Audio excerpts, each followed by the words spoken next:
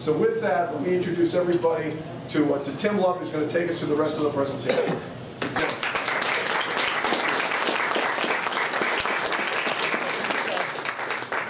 It's a little bit of a comprehensive presentation, so if you want to find a seat, maybe I'd recommend that, because Derek and Matt and Pat wanted me to show everything, and so that's what you get, which I hope it's okay with you.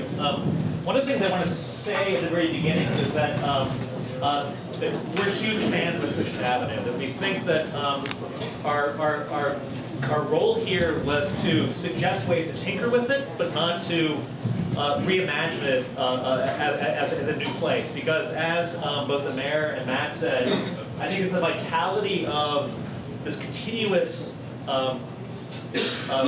blocks and blocks of entrepreneurial retail that's critical for the success of New Bedford, and it's all happening right on the street. So I think primarily we're here to help think about ways to leverage what you already have. We're not here to propose a strategy to gentrify Acushnet Avenue or rethink the way it actually works right now. So that's the first thing.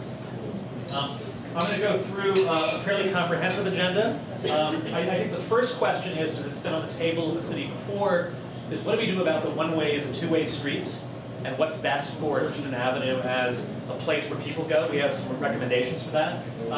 We also looked a little bit with Pat's help in his office at development opportunities that might catalyze some of the soft spots along the avenue. I'll talk about those. We're also going to talk about streetscape projects, which I think might be one of the priority first phase projects that we can help get grants for. Louder? Louder, Matt? Okay. Can't be any louder than that. We're going to show you some streetscape case studies, and then show you how this thing might actually roll out as an actual process. Can everybody hear me okay? Good enough?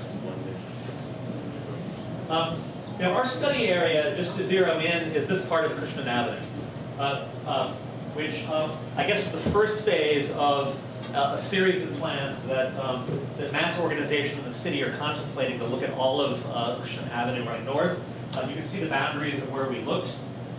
You can see how this piece of Acushnet Avenue for us was interesting because it's cut off from the downtown in many ways because of 195, and it's a kind of a place unto itself, although it's part of the Route 18 corridor. Zeroing in now on the study area, you see a close-up plan. Cogswell Street at the bottom, Hathaway Street at the top. This was a study area looking at this part of the Acushnet Avenue corridor. And one of the things that we want to put on the table right away is that we think that one of the challenges of Acushnet Avenue has to do with how the one-way to two-way traffic is managed. And I know that over the last couple of years, there have been a couple of discussions about maybe making Acushnet all one way in one direction, and other streets one way and another to sort it out. We would actually recommend that you make Acushnet Avenue two-way all the way to Cogswell Street, because that's why there's been some disinvestment of properties in those last couple of blocks. We think there's a way at the intersection of Cogswell Street to make it two-way there, sort out some of the safety issues that have been discussed, and that is going to incentivize, we think, development within the first couple of blocks of the street. And so this is one of the strategies that's been discussed in the past. We don't think this is a good idea to have a one-way system, because one-way systems are for cars and not for people. And I think that what's critical about Acushnet Avenue is that it's successful as a pedestrian experience. It's successful to find a place to park and then get on the street and make multiple choices about where you shop. It's not about single destination shopping. And I think that if you do this, we're undoing this now in Hyannis, by the way, for the town of Hyannis. You don't want to do this. And so this is our little logo about this, which is that one way is for vehicles, two way is for people. And I think that this is one of the things we want to get across as part of our study. And so I turned the plan sideways. East is up, west is down, just because it fits better on the slides. And I'm zeroing now in on the Acushnet corridor itself to orient you. Cogswell Street is here, Hathaway is here. That's what we're looking at. This is a map. It's a little bit hard to see maybe where you're standing, of where the active street frontage is, where there's active shops, and where the vacant and inactive parcels are. And if you look at this map, you'll see that it's precisely where the one-way is happening on the south end of the street that discourages the kind of pedestrian activity that might make those attractive pedestrian-oriented retail streets. So it's, in a way, a rationale for why we're arguing to take the two-way all the way to Cogsdale Street. You can see that otherwise, it's from a sense of activity standpoint, it's actually a very active retail corridor, and you should be very happy about that. This is now a map of the utilization of parallel parking along Acushnet Avenue.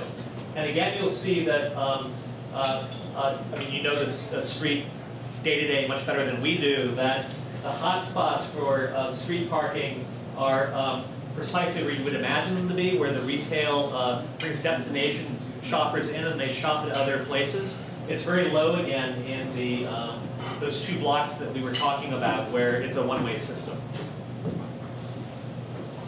And this is just a map of where the parking lots are in relationship to Acushnet Avenue. The good news here is that where the surface parking happens isn't concentrated. It's scattered across the corridor, which means that the density of street frontages on the corridor has a healthy kind of density. If there were larger single parking lots that would create dead zones along the corridor, that would negatively influence the quality of the street as a pedestrian-oriented retail street. So this dispersal of surface parking, which seems to work functionally fairly well, I know that everybody probably grouses about it, is considered, from a planner's standpoint, a good distribution of surface parking lots against getting those shop fronts right up on the street, if that makes sense. So that's our analysis, and I think that it ties some of those observations, again, to our strong recommendation to keep Acushnet Avenue two-way, but drive that all the way down to Cogsdale as a recommendation. It will also mean the gateway when you are coming north on 18 and cross that threshold where the urban fabric kind of starts, where the neighborhood retail starts, will be more apparent as soon as you cross that threshold from the kind of place where the interchange happens. You want to suddenly make people realize they're in a pedestrian-oriented retail environment, and even see that when you're arriving from the south. The other thing that we did, and this is what we're going to do as an activity after my presentation, working with Pat's office, with Matt and Derek, and some other stakeholders, we looked at some potential development site opportunities that might catalyze other kinds of positive businesses to come to the area. I'm not going to go through these in detail now. We're going to talk about those on the map that's there in the middle of the room. But they include certainly the kind of gateway parcels coming into the district. That if we can get good businesses on the ground floor there as a kind of priority tied to a two-way system there, I think it will do a lot to enhance the general perception of the street running north towards the Brooks Pharmacy and towards the north. So that's why these are highlighted. The rest of these are more, let's say, opportunistic against property ownership and some things that there's knowledge of here in the city about where those might happen. But like those parking lots, they're kind of scattered through the corridor where development might happen. These might be ground level retail with housing above. There might be other uses. We haven't gotten that far in the study yet. And again, I think we're going to have, right, Derek, pin the tail on the donkey to deal with some of that. But what we've done is that we've made a little catalog of these sites so that as Matt's group in the city are doing outreach with people informally about do you want to come to development here, do you want to come partner with us, they have a kind of catalog of these sites just for communication. And they're very simple. They're a one-page site plan.